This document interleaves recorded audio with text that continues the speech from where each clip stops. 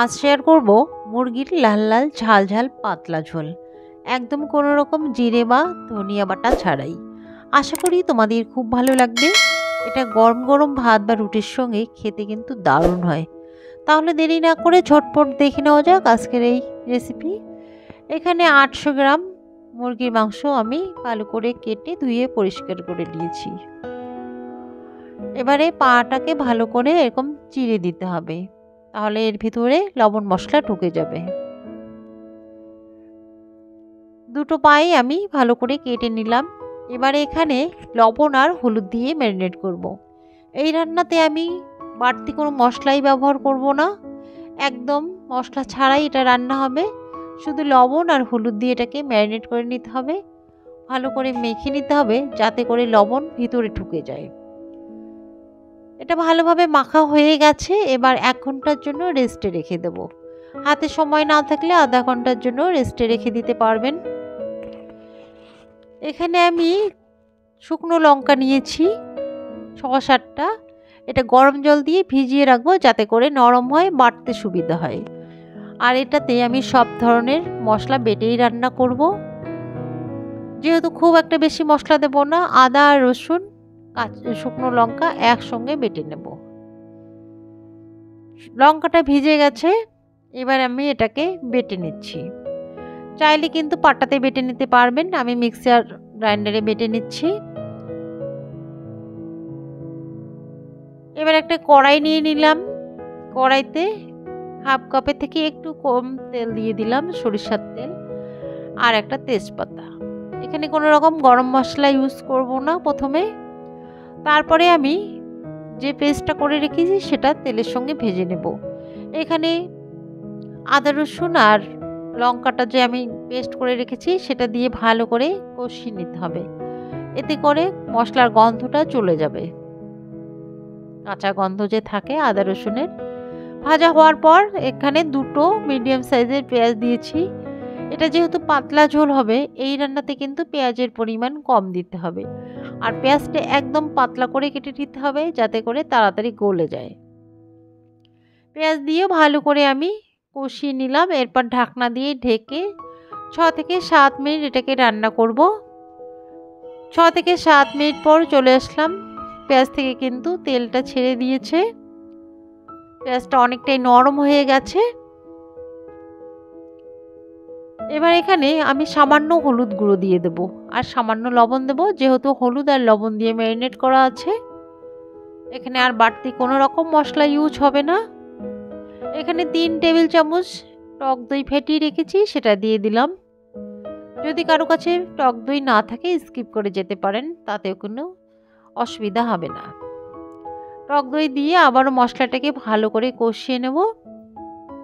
তবে টক দই দিলে স্বাদ একটু বেশি হবে। এখানে আমি কিছু আলু কেটে রেখেছি, আলুটা দিয়ে দিচ্ছি। আলুটা কিন্তু আমি আগেই মশলার সঙ্গে একটু কষিয়ে নেব, যেহেতু লাল আলু সেদ্ধ হতে অনেকটা সময় লাগে, আর এই চিকেনটা হতে কিন্তু বেশি সময় লাগে না। এটাকে একদম লো ফ্লেমে 10 মিনিট ঢেকে রান্না করব যাতে করে আলুটা একটু সেদ্ধ হয়ে আসে। 10 মিনিট পর ঢাকনাটা খুলে নিলাম। মশলাটা থেকে তেল ছেড়ে দিচ্ছে, আলুটাও কিন্তু অনেকটাই সেদ্ধ হয়ে গেছে। এবার এই পর্যায়ে আমি মাংসটা আলুর সঙ্গে মিক্সড করে নেব বা মশলার সঙ্গে মিক্সড করে নেব। এটাকে ভালো করে নেড়ে চেড়ে নিতে হবে 2-3 মিনিট। মশলার সঙ্গে 2-3 মিনিট ভালো করে একটু কষিয়ে নিলে মশলা একদম ভিতরে ঢুকে যাবে। তারপর ঢেকে 15 মিনিটের মতো একদম লো ফ্লেমে এটা রান্না করতে হবে। মাঝখানে একবার ঢাকনাটা খুলে নিলাম, একটু নেড়ে চেড়ে দেব যাতে করে নিচে লেগে না যায়।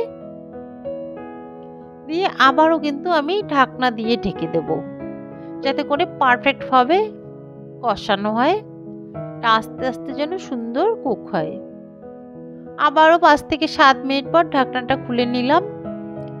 এবার কিন্তু দেখতে পাচ্ছেন পেঁয়াজ সব গলে গেছে, সুন্দর একটা কালার চলে এসেছে। আমি দেখিয়ে দিচ্ছি। এবার সেদ্ধর জন্য অল্প জল দিয়ে দেব, খুব একটা বেশি জল দেব না, একটু জল দিয়ে সেদ্ধ করলে মাংসটা পারফেক্টভাবে কুক হবে। এই রান্নায় কিন্তু মুরগিটা খুব একটা বড় নেবেন না, বেশি বড় মুরগি এইভাবে রান্না করলে ভালো লাগে না। 10 মিনিট পর চলে আসলাম, এটা সুন্দরভাবে কুক হয়ে গেছে, একদম জলটাও টেনে গেছে, শুধু তেলটা রিলিজ করছে। ঝোলটা দেখে বুঝতে পারছেন এটা কতটা সুন্দর হয়েছে গ্রেভিটা। এবার আমি এখানে গরম জল দিয়ে দিয়েছি। আগে কিন্তু যে জলটা আমি দিয়েছি সেটাও গরম ছিল, অবশ্যই গরম জল ব্যবহার করবেন।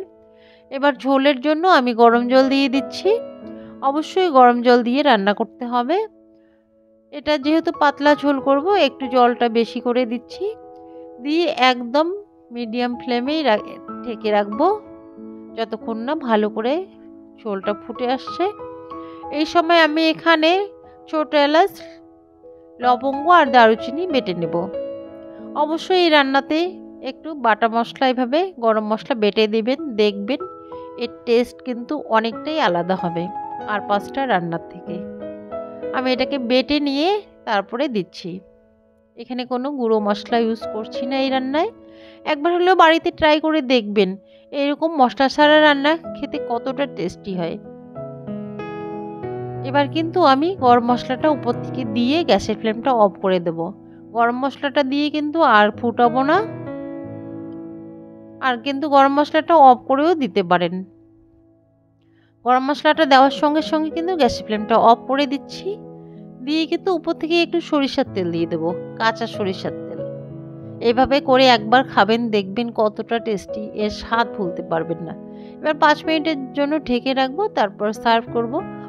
আশা করছি আপনাদের বা তোমাদের খুব ভালো লাগবে। ভালো লাগলে অবশ্যই লাইক দিয়ে কমেন্ট করে জানাবেন। আর চ্যানেলে নতুন হলে একটা সাবস্ক্রাইব করার অনুরোধ থাকলো। সাবস্ক্রাইব করে পাশে থাকা বেল নোটিফিকেশনটি অল করে রাখবে, যাতে করে ভিডিও আপলোড করলে তোমাদের কাছে পৌঁছে যায়। আর ফেসবুক থেকে দেখলে পেজটি ফলো করে রাখবে। আজ এ পর্যন্তই, ধন্যবাদ।